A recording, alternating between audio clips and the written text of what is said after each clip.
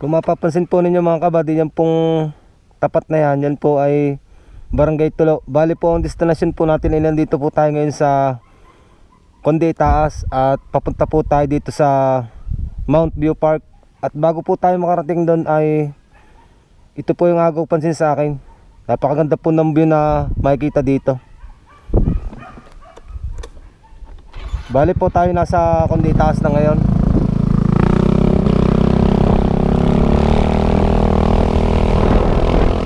Conde Itaas.